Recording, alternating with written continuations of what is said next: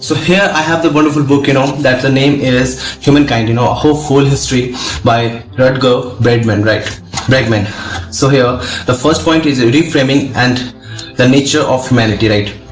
So here at its core, humankind, a hopeful history, challenges the prevailing here, narrative that human blessings are, inherently selfish, violent, and driven by cruelty. Okay, so here Bregman argues that the dominance here, pessimism in understanding, human nature is largely built, on historical misinterpretation by, misinterpretation and flawed psychological experiments, right? Instead he offers a radical counter narrative that insists our evolutionary heritage and everyday actions are steeped in cooperation, right, kindness and empathy. So he suggests that our real life is one of the collaborative, progressive, rather than and endless struggle marked by brutality, right? So this reframing is not academic, right? It is a call to recess our institution, cultural norms and personal biases that drive us towards fear rather than trust, right? So here the next point is the foundation of human cooperation, right? So the roots of empathy and collaboration here. Bregman takes us on a journey through human evolution and prehistory, I mean to say, to demonstrate that cooperation was not an accidental trait, but a necessary strategy for survival here. Early humans had to work together by sharing resources, caring for one another and building social bonds, that laid the foundation for communities here. Okay, so by emphasizing mutual supports over competition here, Bregman reminds us that our species has always thrived on connection and collective problem solving. This discussion leads to a broader inquiry, right, into who modern societies continue to overlook this naturally propensity, opting instead to focus on conflict and division, right? So here the next point is a lesson from history, rethinking narratives. Throughout the book, here historical cases studied from the controversial story for Easter Island's decline to remarkable episodes of communal survival in crisis here situations, serve as here evidence for the cooperative sides of human history. So Bregman revisits here familiar trails that have often been interpreted as warning of humanity's darker nature, right? So he argues that many of these narratives are incomplete or skewed by lens of pessimism, instead of re-examining events such as shipwrecks where survivors work together against impossible odds here. He demonstrates that when stripped of externally imposed structure, humans are remarkably resilient and benevolent, right? So this alternative reading of history invites us to question established wisdom, to consider the benefits of adopting here a more optimistic view of ourselves, right? So next point is debunking myths through flawed experiments, right? So here re-examining psychological landmarks, right? So much of the current understanding of human behaviors, right, comes from infamous studies such as the Stanford here prison experiments and the Milgram's obedience test. Bregman scrutinizes these experiments here, highlighting significant methodological flaws and ethical issues that have historically been overlooked here, rather than confirming the ages and that man is evil by nature here. These studies when interpret suggest that the conditions under which peoples are pleased heavily influenced behavior under circumstances of trust and human decency. The same individuals might very well act compassionately instead of cruelly, right? Here this critical analysis not only demonizes the weight of negative human stereotypes, but also forms the backbone of his argument that our nature is adaptable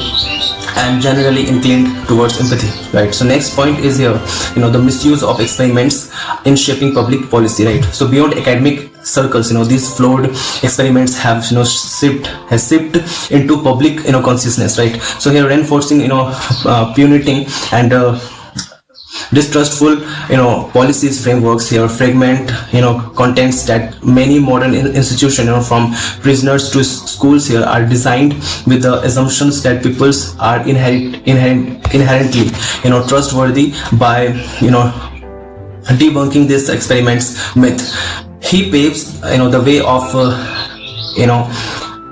reimagining systems that rewards here cooperation and trust rather than suspicious, right, and control. So this revolution has a profound implications for moral education and the way he structure our communities, right? So here from war to peace, the social constructions of conflict, right? A war as the invention, not inevitable outcomes. So one of the most striking sections of the book deals with the notion of war here, contrary of the idea that conflict is unavoidable, right? Unavoidable elements of human nature, right? Bregman posits that war is largely a social construct, right? A product of organized power structure, a competition over resources and politically engineered divisions, right? He explains that until societies reached a certain level of complexity and scale here, human communities were small, interdependent and predominantly peaceful, right? Where conflicts arise here, they are typically the result of external impositions rather than inherent brutality, right? Inherent brutality. So this perspective shifts the conversation from what makes us violent, of what circumstances foster peace and cooperation, right? So next point is B. What lessons for today's geopolitics here. So this redefinition of war carries significant moral and practical implication. If we can understand conflict as a choice rather than fate, then it becomes possible to build institutions and policies that actively preempt violence and emphasizing diplomacy here, mutual respect and collaboration, problem solving. The idea is to design societies in which peaceful coexistence is the norm, transformative approach that can change our outlook on international community and even interpersonal relationships, right? So here the pursuit of happiness and collective well-being. So humans as seekers, right, of more than self-interest. So another central pillars of humankind is the idea that humans are motivated not solely by self-interest or survival instincts, right, but by a deep seated desire for happiness and fulfillment. Bregman argues that when individuals feel content, they are more willing to help others and contribute to their communities, right? So this collective pursuit of well-being stands in contrast to the competition of an cynical economy and social models here propagated in modern society. When policies and societal structure prioritize happiness, trust and mutual supports, they actually generate environments where human potential can flourished, right? So here transformative policies for a trust-based society. Given this premise here, Bregman advocates for bold changes in how we organize societies. We draw on example like the Nordic social welfare models, right, particularly in education and prison reforms here, to illustrate that when institutions are built on the anticipation of positive behaviors, they can unlock human potentials rather than stifle it with fear and coercion. This is a profound lesson here in moral education, that teaching and reinforcing values of empathy, supports and community can have far-reaching benefits, not just for individuals but for society as a whole, right? So here empathy as a foundation of moral progress, right? So the practical power of empathy here. Empathy emerges here repeatedly as the central theme of Bregman's narratives. It is not merely here and abstract feeling but practical tools that can resolve conflicts, fosters trust and enable societies to thrive, right? By recounting numerous studies and real life stories where empathy led to life-saving cooperation, right? Even in desperate circumstances, Bregman underlines that our capacity to understand and share feelings of others is a powerful counterbalance, to the more negative aspects of human behavior, right? So this optimism about human empathy is both a moral lesson and a call to action.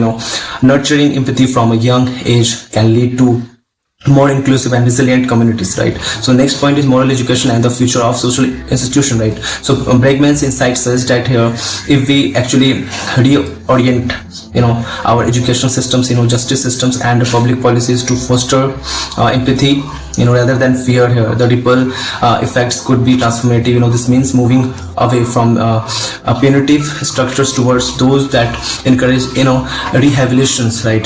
Trust and social bonding. So in doing so, a society can begin to heal all old wounds and perpetuated by generation, right, of mistrust and suspicion, right? So here the idea of revolutionary by believing in and cultivating the inherent godness of people, we lay the groundwork for a more human and just world, right? So here life-changing points and the call for a new social context. So we are rethinking our assumptions here. One of the most life-changing takeaways from the humankind is a suggestion that many of our assumptions about human nature and consequently how we design our lives and societies, right, we based on outdated so overly negative narratives here. Bregman argues that if we begin with the assumptions that peoples are usually corporate and kind, our policies, institutions and interpersonal relationships with reflects that optimism, the shifts in mindset, in not only liberating but also transforming, paving the way for more egalitarian and effective social system, right? So practical ways to embrace optimism. The book does not leaves readers with the abstract theory alone, right? Bregman offers practical examples and the historical case studies that show how this optimism viewpoint can be applied in real world context, right? From alternative injustice systems that focus on rehabilitation rather than retributions to community based initiatives that encourages local decisions making. The lessons of humankind are meant to inspire tangible changes in both personal behaviors and public policy. This invitation to rethink societal constructs is radical because it challenges entrenched ideologies. In essence, it proposes a new trust-based social context for future, right? So here the next point is conclusion thoughts, a vision for future, right? So humankind here, a hopeful history ultimately invites us to embrace a more nuanced and positive view of our species, right? So by deconstructing myth of inherent human brutality and showcasing the enduring power of empathy here and cooperation, right, Rutger Bregman provides a striding call to reimagine both personal lives and our collective institutions. The book's lessons here ripple beyond academic debates. They are blueprint for moral education and societal and social transformation. Whether tackling geopolitics issues, right, reforming the justice systems or simply rethinking our daily interactions. The vision Bregman lay out, this one where hope replace, cynicism and trust replace fear. So in a world where the negative offense, grabs headlines, Bregman's narratives is life-changing because it's, encourages us to look deeper, appreciate the godness in others, right, and design a future where our institution or ourselves, are built on the firm foundation of mutual respect and optimism, right?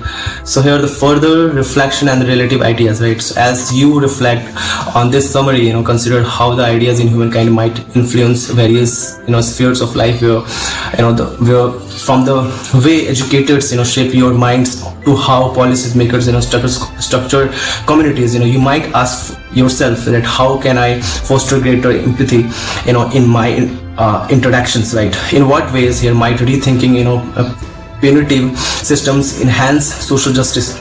What practical steps can be taken in our community to build trust-based institutions, right? So this profound